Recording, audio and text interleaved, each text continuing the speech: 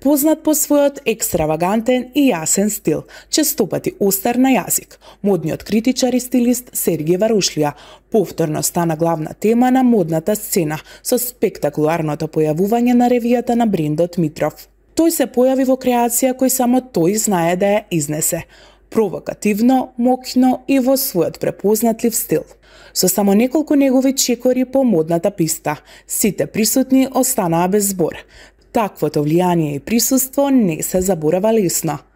Варушлија, кој редовно го привлекува вниманието на публиката, се покажа токму онаму каде што модата добива ново значење, на работ на уметноста и провокацијата. Во интервју за Hype Македонија, модниот критичар откри дека всушност вмешал прсти во креирањето на креацијата, не како дизајнер, туку како иноватор и стратешки советник. Но вели дека веднаш се изнасмеал кога Љупка го поканила да биде дел од ревијата како модел. Интересно е да се потсетиме дека пред околу 7 години Варушлија не штедеше зборови кога го коментираше модниот стил на Љупка. Остро и отсечно. Денес истиот добива чиста деветка, само поради мотивација, како што истакна и самиот. Ова е дополнителен потсетник за да продолжи и да го оствари својот бренд на уште повисоко ниво.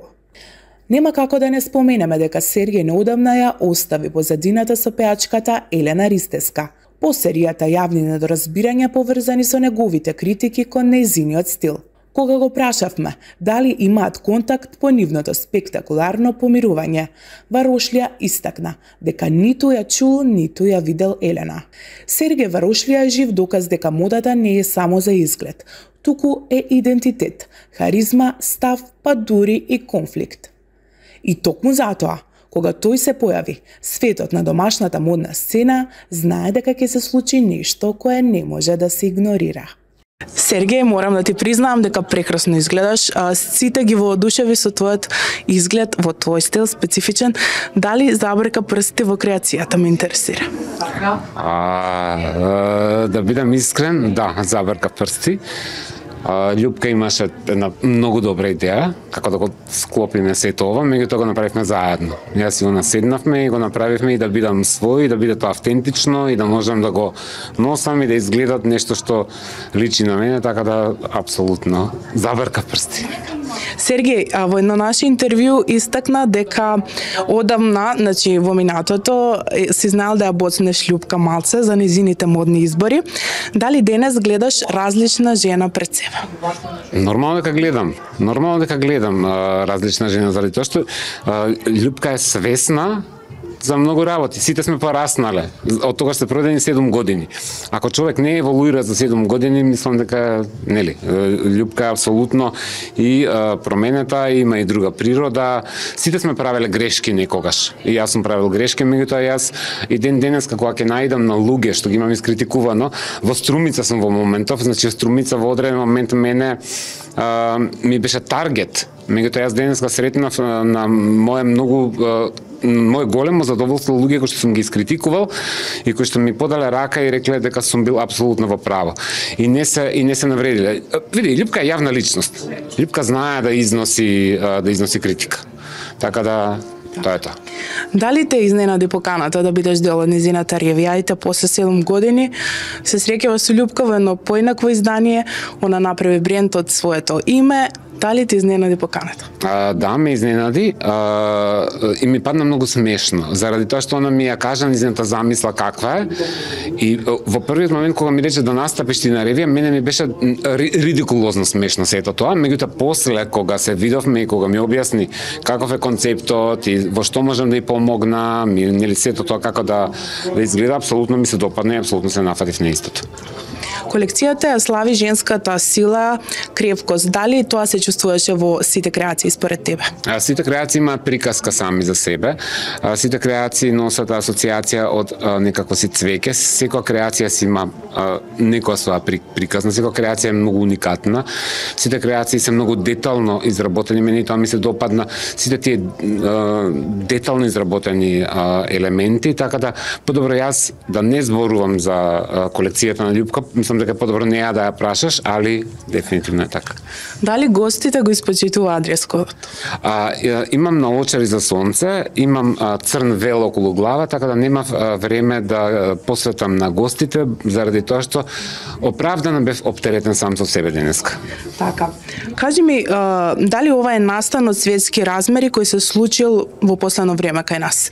Дали имаме потенцијал, ето со едни вакви настани, да ја допреме светската модна сцена? Па знаеш како, сега кој ќе каже некој светски размери или кој ќе каже некој нешто невидено, мене ми е тоа многу дегутантно. Све е видено. Само е многу битно како е реинвентирано или како е направено. Дефинитивно Љупка даде некаква си иновација во све ова. Дека е дефинитивно нешто ново, да, дека е нешто екстравагантно, да.